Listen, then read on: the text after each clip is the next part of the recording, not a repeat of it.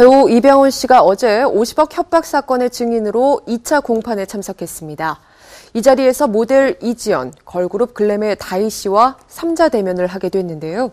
2차 공판의 핵심 내용과 피의자 이지연 씨의 어머니와의 단독 인터뷰를 준비했습니다. 김유성 기자입니다. 함께 보시죠.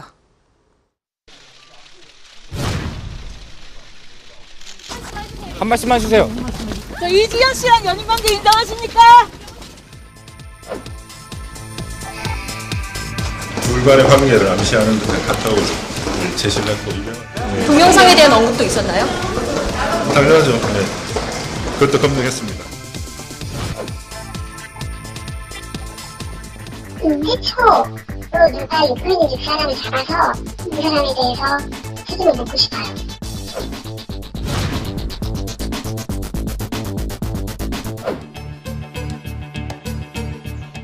지난 24일 서울중앙지법. 배우 이병헌이 일명 50억 협박 사건 2차 공판에 증인으로 나섰습니다.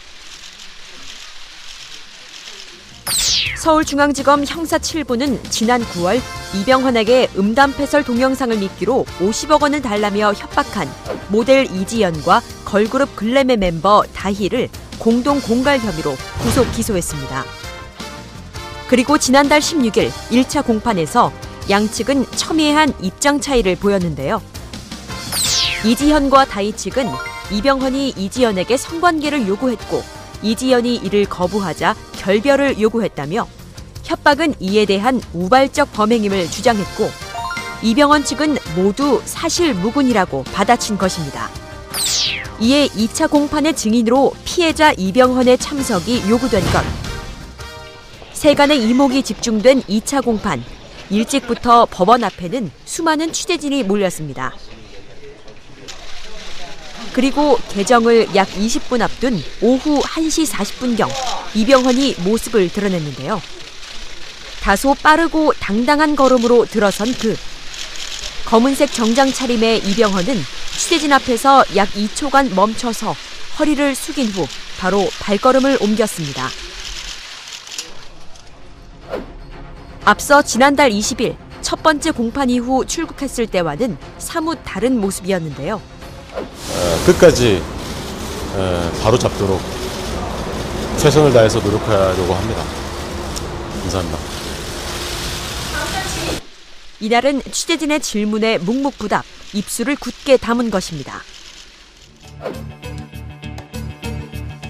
피해자를 신문할 때 사생활의 비밀이나 신변 보호를 위해 공개하지 않을 수 있다.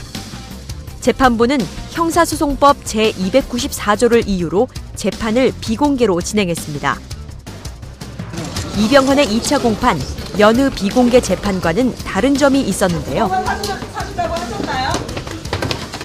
일반적으로 증언을 이제 비공개로 할 때는 재판을 시작한 다음에 재판장이 그 즉석에서 결정을 합니다. 그래서 증인을 제외한 나머지 사람들을 내보낸 다음에 증언을 하게 하는데요.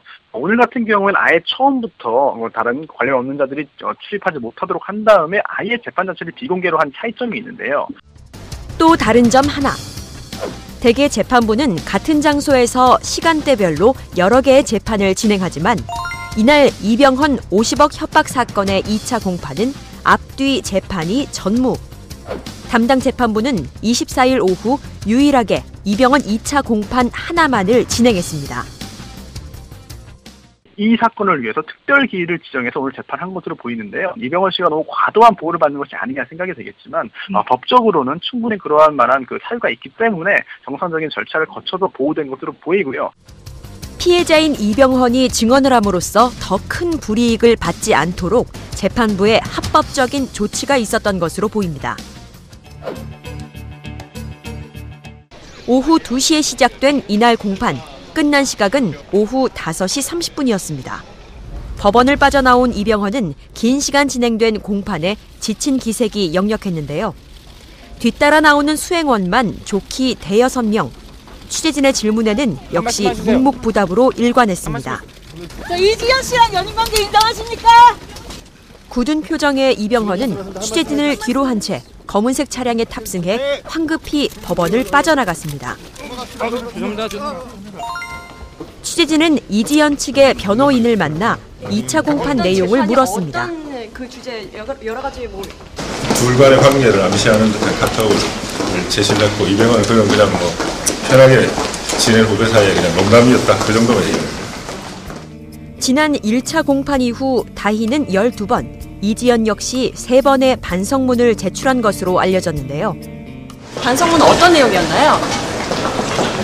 그거는 뭐 다이나 이전이나 그냥 협박한 사실은 맞으니까 그 부분을 발표하는 거지. 지난번 재판에 있었던 내용을 번복하는 건 아니죠? 그런 건 아닙니다. 네. 그리고 사건의 발단이 된 동영상. 동영상에 대한 언급도 있었나요? 당연하죠. 네. 그것도 검증했습니다. 다 그냥 장난이었다, 농담이었다는 건가요? 뭐 약간 그런 취지던데요. 소재이란. 그러면 음담패설이 있긴 있었다는 거네요. 그거는 뭐 어느 정도 있었으니까 되지 않을까요? 그러니까 사실 자체는 인정을 했고 그거에 대한 의도는 음담패설이 아니었다. 그냥 편하게 지내는 사이에서 그렇게 했다. 이날 또 다른 증인인 A씨는 불참했는데요. A씨는 이병헌과 이지연을 소개해준 사람으로 다음 공판 때 참석할 예정입니다. 나오면 아마 끝날 겁니다. 재판 현장에서 만난 이지연의 부모, 인터뷰는 한사코 거절했는데요. 하지만 전화 인터뷰를 통해 범행과는 별개로 세간에 유포된 소문에 대한 강경 입장을 전했습니다. 속칭 찌라시 문제였습니다. 동영상에서 음담패설을 한 이유가 아이들이 야한 얘기로 유도를 했다. 그 부분하고 이병헌 말고 다시 엮으려는 사람이 두 사람이 있다. 무슨 시카풀인가? 예. 네, 어디에서 매춘을 하다 쫓겨들어왔다. 아니잖아, 여권에 보면은 출입국 기록이 다 나와 있는데. 그것에 대한 어떤 법적 대응을 준비 중이신가요? 어떻게? 최초로 누가 유포했는지 그 사람을 잡아서 그 사람에 대해서 책임을 묻고 싶어요. 아, 네. 그리고 그저 부모된 심정을 취재진에게 전하기도 했는데요.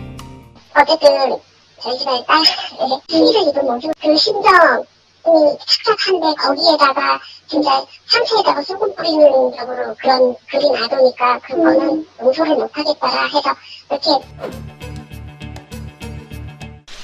재판 전후로 일관된 묵묵부답. 지나친 호의라는 눈총. 여느 때와는 다른 모습을 보인 이병헌의 입장은 소속사가 대신 짤막히 전했습니다. 한 말씀만 해주세요.